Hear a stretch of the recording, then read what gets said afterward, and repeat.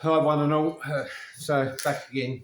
Uh, Over the last few weeks, quite a lot of people have messaged me asking me about the rigs that I've been using. Uh, when I set out at the beginning of February, I was targeting one fish, one bite at a time. The fact that in 4 sessions I've managed to catch 41 bream, 5 doubles, including that special fish of £14 five, was beyond my expectations. I will say over the last few years, though, and about 25 years, I look at the records that I've fished that I've caught, and 99% of all my biggest bream have come in February and March.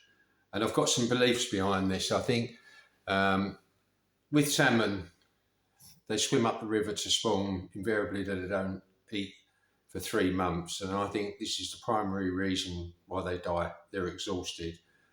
Similarly, when you've seen bream spawning, especially when they're really big shoals, invariably there'll be a few casualties, and quite often, sadly, they're the bigger fish.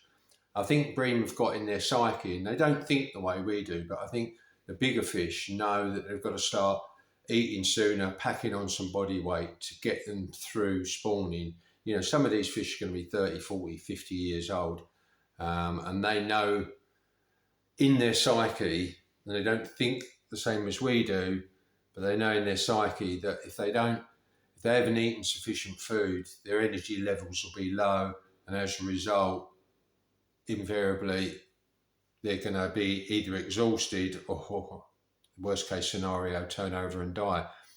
And when I look at the records going right back, whether it's Nazy Meads, Hatfield Forest, Hemmingford Grey, or here on Alton as I'm fishing at the moment, all my biggest bream, virtually bar none, have come in those early months of the year. I think the smaller fish take longer as well to react to the slight water temperature changes. By example, when I started fishing 4 weeks ago, it was 4.3, it's 7.1 now. But really, for them to start feeding in earnest, it needs to be 10 degrees or above. 8 degrees seems to be a bit of a trigger point. And I think possibly this is why when it got to 7.1, and I think the combination of me fishing the same swim 3 weeks in a row, any fish that wanted to feed pretty much parked itself in front of where I put all the ground bait. Hence why, I don't know, 6, 7, 8 of the fish were in that £4 to £6 bracket. And as much as I want to catch, it's winter, it is winter, believe me. When you're there for a 24, 48 hour session, you know it's still winter in spite of it being, you know, unseasonally warm, global warming and all that. It's still winter, and the water is cold. Even at 7.1, it's cold. Trust me, you're not going swimming in it. You don't even want to put your hand in it to mix your ground bait up. So the fact that I've had 41 fish, I can't odds. It's been a brilliant session. So onto the rigs that I'm using. I'll talk about the first one, which has caught the majority of fish, and that's Dendrobina with a bit of corn. And this is actually the rig, and hopefully you're able to see that. That rig, basically size 10 Drennan barbel hook. I have switched over the last couple of weeks to a size 9, a bit of fake corn on there. That's caught me 95% of my fish. As the fish start to get a lot more hungry and start feeding more ravenously, you're going to be catching a lot of small bream on this. And at that point, I'll switch over to a pellet or even a boilie rig. So let's go on to that. My pellet rig that I've been using, there's 2 of them, 2 different colour bits of fake corn. It's an 8mm drilled pellet, as you can see, one with a bit of pink and one with a bit of yellow. Some weeks they just prefer the yellow, and some weeks they prefer the pink. I'm not 100% sure why. Both of those are on, incidentally, Drennan size 10 barbel hooks. I trust these hooks. There's others that I use. I like some of the Gardner range, particularly for the boilies, and Codex size 10s and size 8s. are very sharp hooks, but they're not readily available everywhere. I think the other thing is I don't know if you can see on there, and I mentioned this in the first video that I did. I put a little bit of called a shrink wrap around my pellet, and the idea is the pellet will break down at this time of the year, even in cold water, and become soft. And if you just fish the pellet without putting a bit of shrink wrap around it, and believe me, it doesn't make any difference. Well, I've not been aware of it making any difference to my bite ratio. What it means is you've got a bit of bait out there all the time, rather than just a bit of pop-up corn. And I found that particularly in the colder months, they're not so keen on the pop-ups. As it starts to get a bit warmer, pop-ups do work. I tend not to use them, although I'll come onto a pop-up rig that I do use, which nails a few of the tench that are a little more finicky and a little more harder to catch.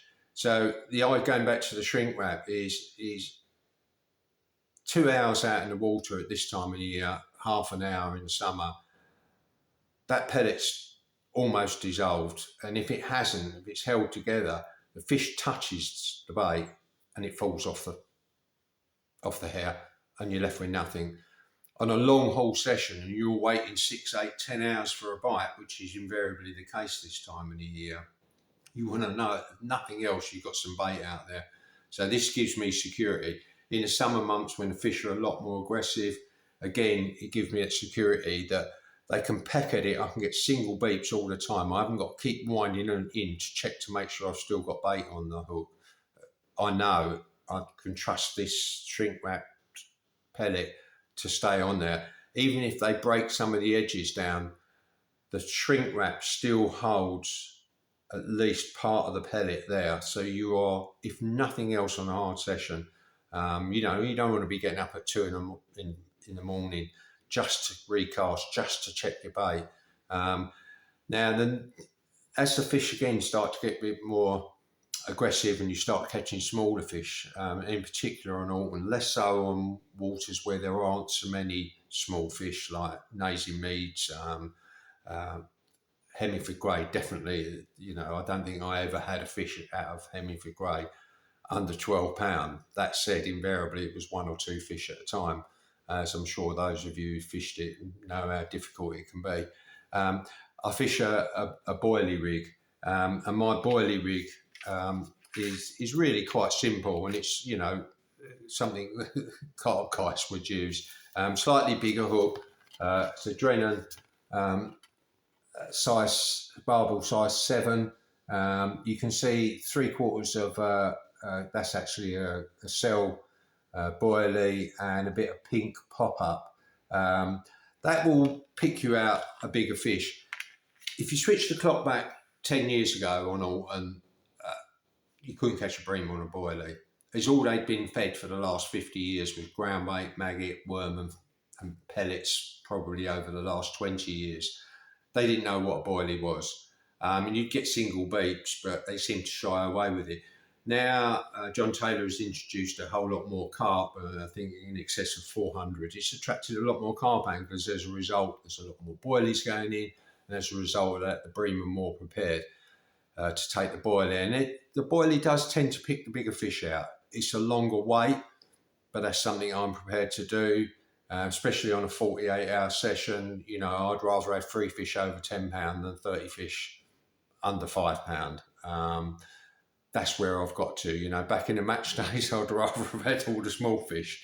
Nowadays, I want to catch that special fish, and the only way I'm going to do that is by targeting them through my bait, my approach, the way I bait up. If I find the bream are pecking at the boilie and they're not really that confident, I've got a trick which I learned on Hemingford on particularly hard days, and believe me, every day on Hemingford was hard. You could have fish in front of you and they're just kind of looking at your bait going, yeah, I know what that's all about. So few fish in there. Similarly with the big bream in autumn, they're still not completely switched over to taking a boilie as a natural bait. So what I do is I use something, again, as I said, I come about at Hemingford and I call it the octopus rig. And this is the rig, pretty ugly looking rig. You can see I've got the cell boilie on there again. I've got a bit of fake corn, but what I've got is a dendrobina split in half, put between the hook and the boilie. And I think the reason this works is it messes with their head. If they're central and they've picked up on the worm and they pick it up and they get the taste of the boilie in their mouth, they're a little bit uncertain um, what's happening, and it just means the bait's in their mouth maybe a second or two longer. Similarly, if they're picked up on the scent of the boilie and they get it in their mouth and there's a worm on there, it's messing with their head, messing with their psyche. I like to think I'm getting the better of them because it means by the time they've worked out what's going on, you're into the fish. You've had that much better, rather than just picking it up, spitting it out, picking it up, spitting it out. They pick it up and then move it about in their mouth, and that's if you've got your balance right and you've got your rig set right. And this is why I fish my hooks quite close to my baits. Fish hasn't really got an option. That spits that out, and if it does it, and if it's had it in their mouth enough, it's different if they hold it in their lips and they spit it. Hook's going nowhere near their bottom lip. If they get it in their mouth, and that's that extra second, and they spit it, bottom lip, nailed, fish is on the bank in a few minutes. As for the tench, I mean, I had a beautiful £9 9-ounce tench. Who would have thought that? What was that? The 11th of February. Unexpected. Water temperature was 5.3, I think. Really shouldn't have happened. The tench in Alton are particularly difficult to catch, and particularly the big ones, as they are everywhere. You know, I've fished a number of waters, Bures, Hemmingford, the North Lagoon at Nasing, and targeted the big tench. And sometimes, particularly once the weed starts growing later in the year, it's different this time of the year. There's no natural food to speak of. You know, there might be a few bloodworm hatches here and there. There's not particularly any snails about. They'll take pretty much, if they're hungry, they'll take pretty much what's in front of them. Once you get into June, July, August, and this is why I think tench become increasingly difficult, they become preoccupied with bloodworm, mayfly hatches, the snails that are in abundance around the weed growth, and so on and so forth. They're mooching about in the margins looking for naturals. They're not interested in a boilie, they're not interested in a pellet, they're not particularly interested in a worm. But what I've found, as I have a lot of people, is the tench will take a maggot. Now, the thing is, obviously, as a lot of you know, there's a lot of small fish. You've got not so many roaches there used to be, but they're still in there. There's quite a few rudd in there and quite a few perch. You start fishing double maggot, you don't want to be jumping up at 2 o'clock in the morning for a 6-ounce roach. As much as a 6-ounce roach is lovely. And I found what I do is I have these rigs, and I put 2 fake maggots on the hair, as you can see, and then I'll put 2 real maggots on the hook. And sometimes that's an absolute out and out bottom bait. And what I do to compensate that, if I want it to be critically balanced and sit up a little bit, I put a little bit of foam, I don't know if you can see that, on the hook shank. Instead of the blowback tubing, I cut out a little bit of foam. That'll take 2 maggots on the hook and still be critically balanced, so it goes in their mouth that much easier. Because I think I mentioned this before, critically balancing your bait I think is really important, especially when there's lots of free samples of your hook bait around. They're sucking all this free hook bait up, and it's going straight in their mouth. And they're sucked when they come across your hook bait with a great big lump of metal on it, suck it at the same rate. And if they're going to do that, and it's got, like I say, a big lump of metal on it, what happens? It's their bottom lip, goes in here, never gets in their mouth. That's that single beep that you get. You know, and you've all done it. You've all been there, sat there. You've got half a dozen in tench in front of you. They're blowing, they're fizzing, and you're just getting single beeps, getting little tiny twitches. And I think, particularly with tench, who are really, really, really finicky. I used to have a pond with tench in it, and I used to watch them. I'd drop in bits of sweet corn, and they'd swim around in a figure of 8 with a bit of sweet corn in their lips, and then they'd spit it out. You've got to try and find a way that that's going to go in. And if they suck it and it's critically balanced, it'll go in a whole lot easier. I've then got another rig, which again is a variation on the same theme, whereby I've got a bit of floating corn, 2 plastic maggots, and then I'll put a couple of real maggots or 1 real maggot on there. This is quite a buoyant rig, so you can see I've got a couple of dropper shots there, the old Tasca stuff that used to be out, brilliant.